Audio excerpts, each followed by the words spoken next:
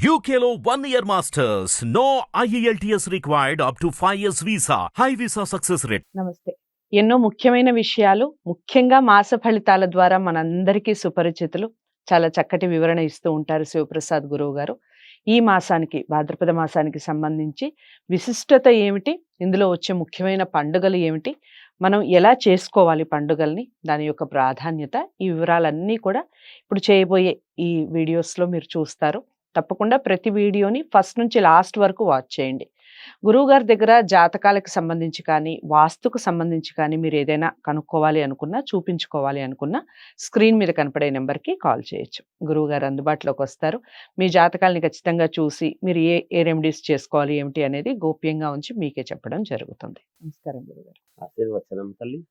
గురువుగారు వినాయక పూజ విశిష్టత అంతా కూడా చెప్పారు. ఇక నిమజ్జనం అసలు ఇంట్లో ఉన్నవి మీరన్నట్టుగా 3 రోజులకి చేస్తే సరిపోతుందా? ఒక్క రోజుకి కూడా తీసేసేవాళ్ళు ఉంటారు. కొంతమంది ఒక రోజే పెట్టుకొని మరుసటి రోజే నిమజ్జనం అలా చేసుకోవచ్చు అంటారు.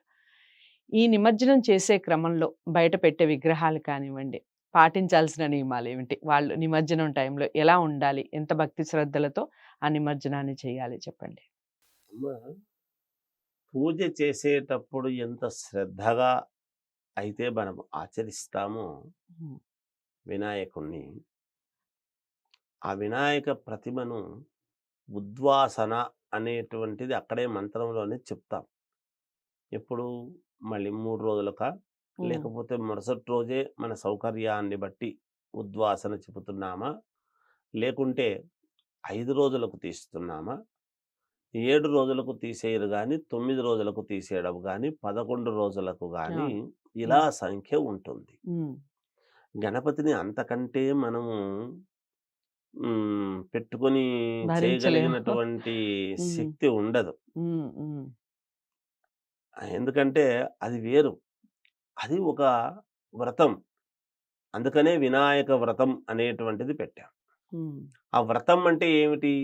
దానికి ఎక్కడో ప్రారంభము, సంపూర్ణము 2 ఉండాలి. అవును. సంపూర్ణం అనేది ఉండకపోతే వ్రతం ఎట్లవుతుంది? హ్మ్. హ్మ్. కాదు. హ్మ్. ఏ దీక్షకైనా హ్మ్. ఒకవేళ దీక్ష ఏమిరా అంటే ఏదో వ్రత దీక్ష అని అన్నప్పుడు ఇక్కడి నుంచి ఇది ప్రారంభము, ఇది సంపూర్ణము అనేటువంటిది ఉంటుంది. హ్మ్. అలా ఉండాలి. అలా చేసినప్పుడు చాలామంది ఏం చేస్తారంటే, చేసినాము గదా! ఇంకేముంది ఉద్వాసన చెప్పినాము గదా! ఏముందిలే అని చెప్పేసి ఎటు బుద్ధి పుడితే అటు తీసుకుపోయి ఎక్కడో చోట పెట్టేసి, హ్మ్. వాళ్ళు ఏదో అయిపోయింది గదా! అనే ఉద్దేశ్యంతో నిర్లక్ష్య భావనతో చేయకూడదు. హ్మ్. సాధ్యమైనంత వరకు ఎవరు అట్లా చెయ్యరు. హ్మ్. కానీ ఒకవేళ మీరడిగారు కాబట్టి హ్మ్. ఎలా చేస్తే అంటే, మంచిది. హ్మ్. మనం తెచ్చుకున్నప్పుడు ఎంత జాగ్రత్తగా మనము భగవంతుణ్ణి మనము ఆ రూపంలో ఇంటికి తీసుకొచ్చుకుంటున్నామో, హ్మ్. అంతే ఆయన్ను పంపిస్తూ ఉన్నప్పుడు హ్మ్. ఆర్తితో, భక్తితో అయ్యా మేము మా చేతనైనంత వరకే నీకు చేసుకోగలిగినాము. హ్మ్. ఇక నిన్ను భరించుట మరి మాకు శక్తి చూస్తున్నావు గదా! మా హ్మ్. తప్పితం ఏమున్నది అని జాగ్రత్తగా మనము వేడుకొని, చెప్పుకొని అలా నీళ్ళల్లో వదిలేయటం అనేటువంటిది జరగాలి. హ్మ్. మనం ఆ మాట చెప్పుకోవాలి. హ్మ్. అందుకనే మామూలుగా మనము తెలిసో, తెలియకో ఏమైనా పొరపాట్లు చేసి ఉంటే క్షమించు తండ్రి అని హ్మ్. మనము అపరాధ సహస్రాన్ని చెప్పుకుంటాం. మంత్రంలో గూడా చెప్పిస్తారు హ్మ్. హ్మ్. పౌరోహితులు. హ్మ్. ఒకవేళ తెలిసో, తెలియకో మేము చేసిండేటువంటి దాంట్లో ఏదైనా పొరపాటు అపచారం ఉంటాయి. జరిగి హ్మ్. ఉంటే మమ్మల్ని క్షమింతువుగాక తండ్రి. హ్మ్. తండ్రి నీవు. అందువల్ల హ్మ్. మమ్మల్ని రక్షించు అనేటువంటి భావనతో వేడుకుంటాం. హ్మ్. అలా వేడుకొని జాగ్రత్తగా దాన్ని తీసుకువెళ్ళి ఆ ప్రతిమను మనము నీళ్ళల్లో వదలటం అనేటువంటిది సాంప్రదాయం. హ్మ్. కొంతమంది పెద్ద పెద్ద విగ్రహాలు ఊరేగింపు ఏవో అవి ఇవి పెట్టుకొని, చేసుకొని ఆనందముగా స్వామిని పూజ చేసుకున్నాము అనేటువంటి దీంతో హ్మ్. తీసుకొని పోయి ఇది జేస్తుంటారు. నిమజ్జనం జేస్తారు. అలా పెద్ద విగ్రహాలు తీసుకుపోతున్నప్పుడు చుట్టూ ఉండేటువంటి అపార్ట్‌మెంట్ వాళ్ళు, ఇళ్ళ వాళ్ళు తెచ్చి అక్కడ పెట్టేసి పోదాంలే మనది ఏముందిలే వేస్తారు కదా! అనే హ్మ్. ఉద్దేశ్యంతో చేస్తూ ఉంటారు. వాళ్ళు ఎంత మాత్రం శ్రద్ధగా వేస్తే మంచిదే. హ్మ్. ఒకవేళ వాటిని ఏదైనా వేరే ఇబ్బందికరంగా గనక చూస్తే పాపము గూడా మనకొస్తుంది. హ్మ్. ఎప్పుడు గూడా.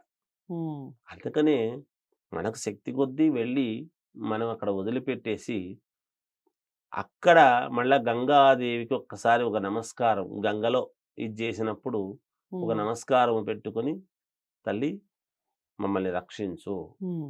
అని ఒక్క మాట వేడుకుంటే మనకు మేలు మేలు జరుగుతుంది జరుగుతుంది. అనేటువంటి అయితే గురువుగారు ఇంట్లో పెట్టుకునే విగ్రహాలుంటాయి కదా! అవి ఇంట్లోనే ఒక చిన్న తొట్టిలో అలా నిమజ్జనం చేస్తూ ఉంటారు. అది కరెక్టే అంటారా? అలా చేసుకోవచ్చంటారా? లక్షణంగా చేసుకోవచ్చు. హ్మ్. అయితే మనము దేనికి వాడేటువంటి తొట్టి, మనం బట్టలు ఉతికేటివో, ఇంకొకటో వాడుకునేటువంటి వాటిల్లో చేస్తుంటారు. హ్మ్.